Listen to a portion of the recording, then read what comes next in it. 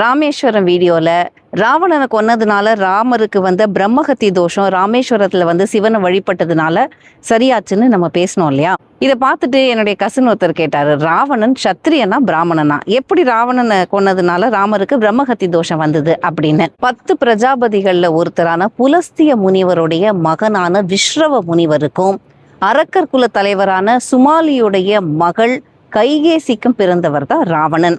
ராவணன் பிராமண குலத்துல பிறந்தவர் மட்டும் இல்ல, பல கலைகளை கற்று தேர்ந்தவர், சிறந்த சிவபக்தர். இவ்வளவு ஏன், ராவணனை எதிர்த்து போரிட்டு மனைவியை மீட்கிறதுக்காக ராமர் இலங்கைக்கு போய் இறங்குறாரு இல்லையா. அப்ப எப்பவுமே போர் செய்யும் போது நமக்கு எந்த நாள் நல்லா இருக்கும், எந்த நாள்ல போரை தொடங்கினா நமக்கு சாதகமா இருக்கும்னு நாள் குறிப்பாங்க இல்லையா. அப்படி யாரை பார்த்து நாள் குறிக்கிறதுன்னு ராமர்கிட்ட கேட்கும் போது ராமர் தேர்ந்தெடுத்தது யாரை தெரியுமா? இலங்கை ராஜாவான ராவணனை தான். ஏன்னா அவர் அவ்வளவு கலைகளை கற்று தேர்ந்தவர், நிமித்தம் பார்க்கறதுல ரொம்ப வல்லவர்.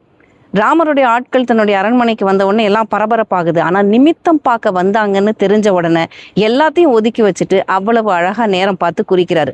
அந்த போர்ல என்ன ஆச்சு, யார் ஜெயிச்சாங்கன்னு நமக்கு தெரியும் இல்லையா.